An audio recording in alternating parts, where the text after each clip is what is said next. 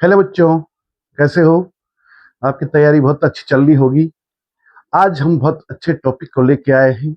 आज हम बात कर रहे हैं साइकिल पे। हम बात करेंगे मासिक धर्म पे या मासिक चक्र पे। हम बात करेंगे जो महिलाएं होती हैं या लड़कियां होती हैं, उनमें जब किशोरावस्था शुरू आती है तो किशोरावस्था आने पे जो शरीर में बनने वाले जो हार्मोन होते हैं, हार्मोनों की क्रियाशीलता के कारण शरीर में विभिन्न प्रकार के परिवर्तन आते हैं और उन्हीं परिवर्तनों में से एक है मेंस्ट्रुअल साइकिल।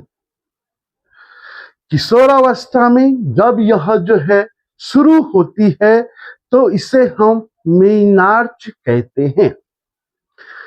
मासिक धर्म या मेंस्ट्रुअल साइकिल वह चक्र है जिसमें प्रथम 3 से 5 दिन तक रक्त स्राव होता है और प्रत्येक महीने दोहराई जाने वाली यह प्रक्रिया है। अगर जो है गर्भधारण हो गया तो रक्त स्राव बंद हो जाता है। गर्भधारण नहीं हुआ तो प्रत्येक महीने यह प्रक्रिया चलती रहती है। और जो ये मेंस्ट्रुअल साइकिल है, यह मुख्य रूप से हार्मोनों के द्वारा नियंत्रित होने वाली या हार्मोनों के द्वारा चलाई जाने वाली प्रक्रिया है। इसमें जो हार्मोन होते हैं, एक तो पीयूष ग्रंथि की अग्रपाली से स्रावित होने वाले हार्मोन हैं FSH तथा LH। जो FSH होता है फॉलिकल स्टिमुलेटिंग हार्मोन, इसको हम कहते हैं, तथा जो LH होता है इसे हम ल्यूटिनाइजिंग हार्मोन कहते हैं। और तथा दो हार्मोन जो कि अंडाशयों से स्रावित होते हैं, ये होते हैं प्रोजेस्टेरोन एंड एस्ट्रोजन। ये हार्मोन भी जो है मेंस्ट्रुअल साइकिल में महत्वपूर्ण भूमिका निभाते हैं। अब यह जो है, जो ये पूरी प्रक्रिया है, यह महीने में जो है किस प्रकार से कार्य करती है। सबसे पहले हम देखेंगे, जो ही महीना शुरू होता है, रक्त स्राव के तुरंत बाद जो ही FSH का स्राव बढ़ता है, यह जो है यह हार्मोन क्या करता है, जो ग्रेफियन फॉलिक्यूल होती है, जो ग्रेफियन फॉलिक्यूल हैं, उनके परिपक्वन को बढ़ाता है, वो मैच्योर इनको करता है। साथ ही साथ जब जो है ग्राफियन फॉलिक्यूल परिपक्व होती रहती है तो उसी समय जो है जो एस्ट्रोजन हार्मोन है, एस्ट्रोजन हार्मोन का भी स्रावण बढ़ जाता है। FSH जब स्रावित हो रहा है तो जो है जो ग्राफियन फॉलिक्यूल है ये परिपक्व हो रही हैं एवं एस्ट्रोजन का जो स्तर है वो भी धीरे धीरे बढ़ रहा है। जिस समय FSH का स्तर बढ़ रहा होता है, ग्राफियन फॉलिक्यूल परिपक्व होते रहते हैं तथा धीरे धीरे एस्ट्रोजन जो हार्मोन है, एस्ट्रोजन हार्मोन भी धीरे धीरे बढ़ रहा होता है। और इस समय गर्भाशय में एक घटना होती है जिसे हम फॉलिक्यूलर फेज कहते हैं, या हिंदी में उसे पुटकीय प्रावस्था कहते हैं। और यह पुटकी प्रावस्था या फॉलिक्यूलर जो फेज होती है 10 से 12 दिन चलती है। इस प्रावस्था में, फॉलिक्यूलर फेज में, जो गर्भाशय है, गर्भाशय की दीवार मोटी होती है, जो फैलोपियन ट्यूब है इनकी आंतरिक दीवार मोटी होती है। साथ ही साथ जो गर्भाशय है, यूट्रस, इसके अंदर जो ब्लड कैपिलरीज थी, जो पहले रक्त स्राव के दौरान जो फट गई थी, इनका जो है अब मरम्मत होती है, ये ब्लड कैपिलरीज मोटी होने लगती हैं। इसके अलावा जो गर्भाशय की जो एंडोमेट्रियम है, एंडोमीट्रियम जो है ब्लड कैपिलरीज के मोटी होने के कारण एंडोमीट्रियम की लेयर भी मोटी हो जाती है, अर्थात गर्भाशय का जो आंतरिक स्तर है उसके ऊतक सुदृढ़ होने लग जाते हैं, कोशिकाएं मोटी होनी शुरू हो जाती हैं। तो यह है फोलिकुलर फेज, जब FSH का श्रवण बढ़ रहा था और उसके साथ एस्ट्रोजन हार्मोन का स्तर बढ़ रहा था। अब क्या होता है, जो ही 14-15 दिन आते हैं तो अब जो है जो फोलिकुलर फेज होती है इसमें अब जो है अंडोत्सर्जन की क्रिया होती है। जो ग्राफियन फॉलिक्यूल थे, यहां जो ये परिपक्व हुआ था, जो ही 15 दिन में ये पहुंचता है तो 15 दिन में जो परिपक्व ग्राफियन फॉलिक्यूल है यह फट जाता है और इसके अंदर से मैच्योर्ड ओवम मुक्त हो जाता है। जब जो है जो ओवम मैच्योर हो रहा है तो यहां पे LH का स्तर बढ़ गया। ये देखो ये LH स्तर है, ये LH स्तर जिसे हम ल्यूटिनाइजिंग हार्मोन कहते हैं, उसका स्तर बढ़ गया है। उसका स्तर बढ़ने से जो ग्रेफियन फॉलिक्यूलर है या ग्रेफियन फॉलिक्यूल है उससे ओवम मुक्त हो गया है।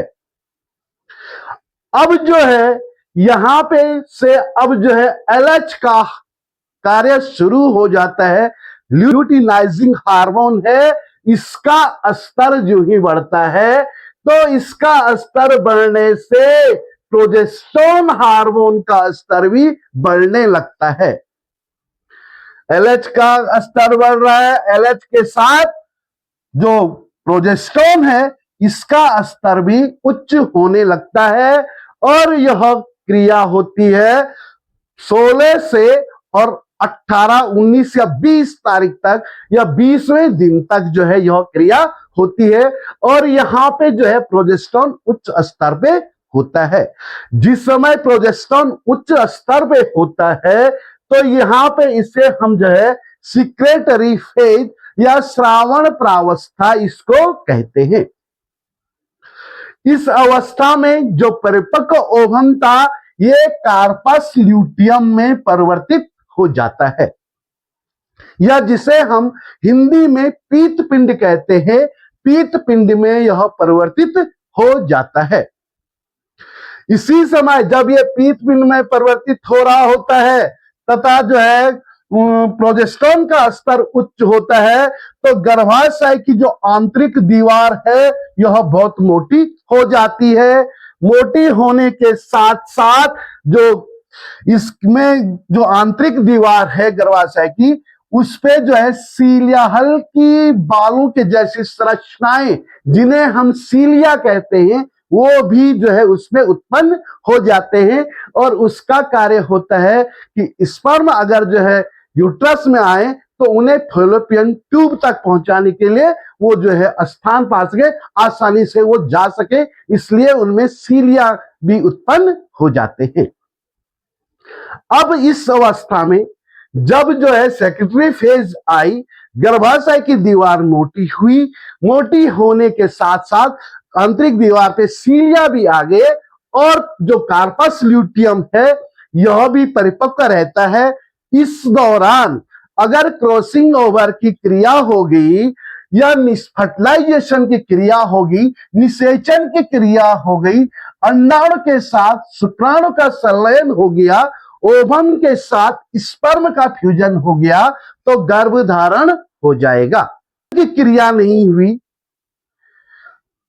जो ही दिन व्यतीत होते जाते हैं तो पीत पिंड धीरे धीरे ह्रास होना लग जाता है पीत पिंड का, और अब एक ऐसा समय आता है कि प्रोजेस्टेरोन और एस्ट्रोजन हार्मोन दोनों निम्न स्तर पे आ जाते हैं और जो ही 29 से 30वां दिन होता है तो प्रोजेस्टेरोन और एस्ट्रोजन हार्मोन निम्न स्तर पे आ जाते हैं और निम्न स्तर पे आने पे अब गर्भाशय की दीवार पुनः टूटना शुरू कर देती है और पुनः टूटने से पहली 2 तारीख को पुनः रक्तस्राव शुरू हो जाता है और पुनः दूसरा महीना शुरू हो जाता है।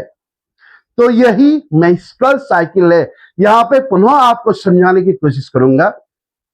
जो मेंस्ट्रुअल साइकिल है, मेंस्ट्रुअल साइकिल जो है हार्मोनों के द्वारा नियंत्रित होने वाली प्रक्रिया है। मेंस्ट्रुअल में प्रत्येक महीने दोहराई जाने वाली वह प्रक्रिया जिसमें प्रथम 3 से 5 दिन तक रक्तस्राव होता है और इसमें FSH तथा LH हार्मोन जो कि पीयूष ग्रंथि से के अग्रपाली से स्रावित होते हैं, यह महत्वपूर्ण भूमिका निभाते हैं। साथ ही साथ जो अंडाशय होते हैं, ओवरी होती हैं, उनके द्वारा स्रावित होने वाले प्रोजेस्टेरोन और एस्ट्रोजन हार्मोन ये भी महत्वपूर्ण भूमिका इसमें निभाते हैं। महीने की शुरुआत होती है, रक्तस्राव जब बंद हो जाता है तो इसे यहाँ पे जो है फॉलिकुलर फेज शुरू हो जाती है। FSH का जो श्रावण है वो धीरे धीरे बढ़ जाता है। FSH को हम फॉलिकल स्टिमुलेटिंग हार्मोन कह रहे हैं। FSH जब बढ़ रहा है तो बढ़ने से जो ग्राफियन फॉलिक्यूल है वो भी धीरे धीरे परिपक्व होना शुरू होता है। इसके साथ साथ एस्ट्रोजन हार्मोन भी धीरे धीरे स्रावित होने लग जाता है। जब जो है 10 से आगे जब दिन चले जाते हैं, 10-11वां दिन होता है, तो यहां तक आने में जो गर्भाशय की जो आंतरिक दीवार थी मोटी हो जाती है, ब्लड कैपिलरीज मोटी हो जाती है, फॉलोपियन ट्यूब मोटी हो जाती है, वगीना जो है, वगीना की जो इंटरनल लेयर होती है वो भी मोटी हो जाती है। जो ही जो है 13-14 दिन आते हैं, 14-15 दिन में जो ग्राफियन फॉलिक्यूल है यह पूर्ण रूप से परिपक्व हो जाता है। अब यहाँ पे LH का स्तर बढ़ जाता है जिसे हम ल्यूटिनाइजिंग हार्मोन कर रहे हैं। इसका स्तर बढ़ने से तुरंत प्रोजेस्टेरोन हार्मोन भी अब उच्च स्तर पर चला जाता है। यह जो है दूसरी प्रावस्था होती है जिसे हम सेक्रेटरी फेज कह रहे हैं। और जो ही यह अवस्था शुरू होती है तो गर्भाशय की जो आंतरिक दीवार थी और मोटी हो जाती है और जो गर्भाशय की आंतरिक दीवार है इसमें बालों के समान संरचनाएं, सीलिया उत्पन्न हो जाती हैं। साथ ही साथ जो ओवम है, ओवम जो है कार्पस ल्यूटियम में परिवर्तित हो जाता है। अब यहाँ पे अगर जो है गर्भधारण हो गया या निषेचन की क्रिया होगी तो गर्भधारण हो जाता है और 16 दिन के बाद अगर निषेचन की क्रिया नहीं हुई, फर्टिलाइजेशन नहीं हुआ, तो पीट पिंड का धीरे धीरे ह्रास होना शुरू हो जाता है और 28-29 दिन में प्रोजेस्टेरोन और एस्ट्रोजन हार्मोन दोनों जो है निचले स्तर पे आ जाते हैं। इनका श्रावण कम हो जाता है, निचले स्तर पे आ जाते हैं और पुनः अब गर्भाशय की आंतरिक दीवार फटना शुरू कर देती है और दूसरा महीना यहां से शुरू हो जाता है, रक्तस्राव शुरू हो जाता है। तो यहाँ पे हमने देखा कि जो मेंस्ट्रुअल साइकिल है, मेंस्ट्रुअल साइकिल किस प्रकार से नियंत्रित हार्मोनों के द्वारा होती है और किस प्रकार से चलाई जाती है। तो आप इसको जो है बहुत अच्छे ढंग से समझेंगे और नीट की तैयारी आप बहुत अच्छे ढंग से करते रहेंगे।